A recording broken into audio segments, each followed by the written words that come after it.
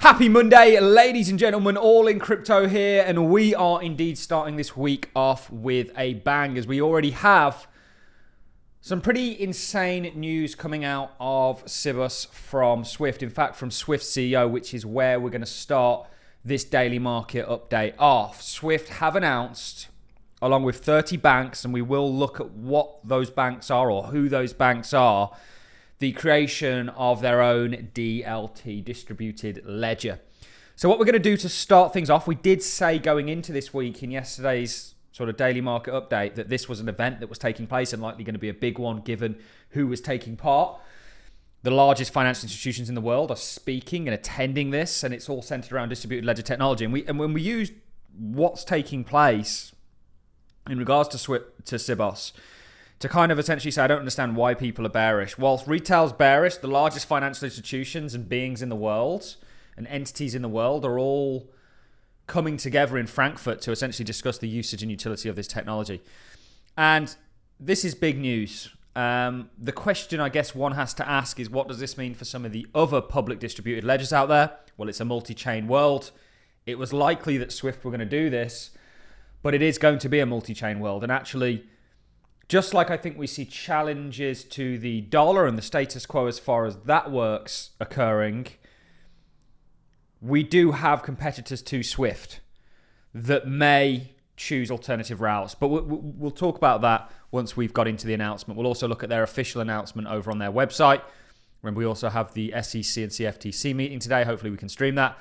But let's cover the biggest sort of breaking news over the past, not even 24 hours, this is a few hours old. Let's get into this. Where our innovation track comes in, to provide more choices to the industry. So over the past couple of years, we've shown that Swift can be used to transfer tokenized value across public and private blockchains and interlink CBDCs globally, with Swift as a single window providing end-to-end tracking, transparency, and trust across transactions, regardless of the forms they take, the networks they use, or how they settle. So we'll continue to provide interconnectivity between DLT and existing CL systems to reduce fragmentation, as well as to keep the world interoperable. But we're going to go further in 24/7 international payments. Today, I'm very pleased to announce that we will add a blockchain-based ledger to our technology infrastructure to allow for trusted movement of tokenized value across the digital ecosystems. And you may wonder, wow, aren't those opposites? Swift and blockchain, TradFi and DeFi, can they really go together? Well, in the regulated system in the future, we believe they can. Banks are ready for it, and they're asking us to play a bigger role. So there we have it, Swift CEO confirming that there's going to be this sort of coming together of the traditional financial sector and the cryptocurrency space. They're not opposites. They're going to be one of the same thing in the future. And they are launching their blockchain-based ledger to its infrastructure stack.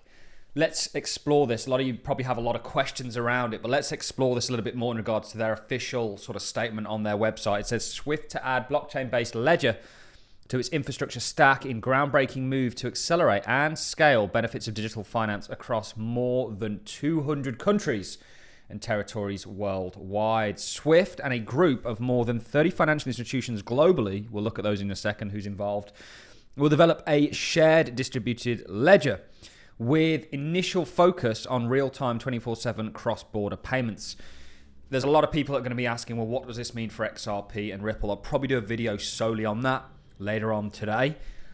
Swift will work with Consensus on a conceptual prototype of the ledger, which will leverage Swift's unmatched resilience, security, and scalability to facilitate transactions using any form of regulated tokenized value. Separately, building on earlier pilots, Swift will add capabilities to support interoperability across existing and emerging systems for various use cases. So this is their DLT, but they're also acknowledging the kind of interoperability or kind of multi-chain world also in regards to existing or emerging systems being some of the other public distributed ledgers out there. It's a public-private world we live in. I actually think there's more sort of traction on public blockchains, not private ones. They tried the private route with the internet and it just didn't work. Developments are part of Swift's strategy to power a best-in-class experience through innovation and parallel tracks, upgrading existing rails while creating future digital rails to maximize infrastructure choice and choice for the industry. This is from Brussels, the 29th of September 2025. This literally just came out today. Swift today announced that it will add a blockchain-based shared ledger to its technology infrastructure, a pivotal step for global finance that promises to make instant, always-on, cross-border transactions possible at an unprecedented scale. Swift already has kicked off work with a group of more than 30 financial institutions globally to design and build the ledger, focused on a first use case of real-time 24/7 cross-border payments and starting with a conceptual prototype by consensus. Swift will work at a pace to compete with prototypes in phase, or will work at a pace to complete, the prototype in phase 1 of and define its future phase of work. The ledger will extend Swift's financial communications role in a digital environment, facilitating banks' trusted and scalable movement of regulated tokenized value across digital ecosystems. This is real acknowledgement of the world we're moving towards. It's a new digital age that we are in, and DLTs play a vital role in that. Swift's focus is on its infrastructure. The type of tokens that will be exchanged on the ledger is the territory of commercial and central banks, and Swift will work with them on how to complement and make use of new infrastructure. So this is interesting. It's saying that the types of tokens will essentially be up to the kind of customers of Swift, as it were. It goes on to say, it is envisaged that the ledger, a secure real-time log of transactions between financial institutions, will record, sequence, and validate transactions and enforce rules through smart contracts. It will be built for interoperability, both with existing and emerging networks, while maintaining the trust, resilience, and compliance synonymous with Swift and critical to the secure functioning of global finance. Announcing the ledger at Swift's flagship Cibus conference in Frankfurt today, Swift CEO Java commented, "We provide powerful and effective rails today and are moving at a rapid pace with our community to create the infrastructure stack of the future. Through this initial ledger concept, we are paving the way for financial institutions to take the payment experience to the next level with Swift's proven and trusted platform at the center of the industry's digital transformation." And ISO 20022 standards, which Barclays said they were focusing on, is all about essentially allowing that jump to happen, providing a standard that accommodates for crypto. And that is ISO 20022. Financial institutions from more than 16 countries are providing Swift feedback on the design of the ledger.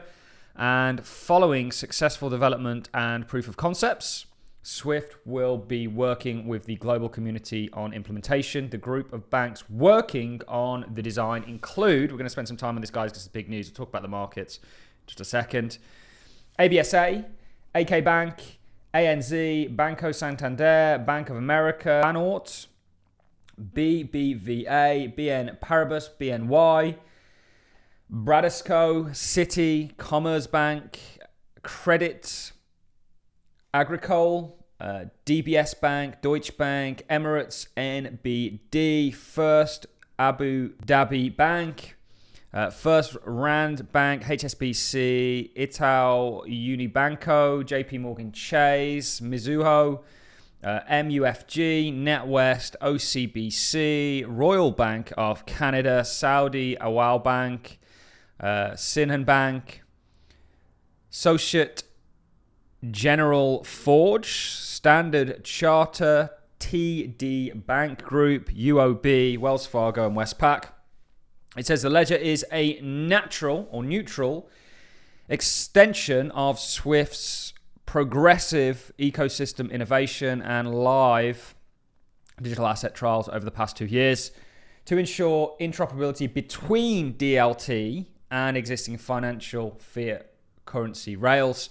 Swift today also announced it will roll out client solutions to orchestrate between different systems, supporting both private and public networks to ensure efficiencies and synchronized transactions for various use cases. These developments are part of Swift's overall strategy to power a best-in-class payment experience. However, value moves with parallel tracks of innovation to upgrade the experience over existing fiat rails, as well as to ready the industry for digital finance. In an acceleration of this strategy, last week, Swift also announced the development of a new scheme rule over existing rails to ensure a fast and predictable experience for customers and small businesses sending money anywhere in the world. The shared ledger has broad support from a coalition of banks, and you can see we're not going to read all of these guys, some of the individuals that are talking about this, and just what a big deal this is. I mean, look at this. So this is huge.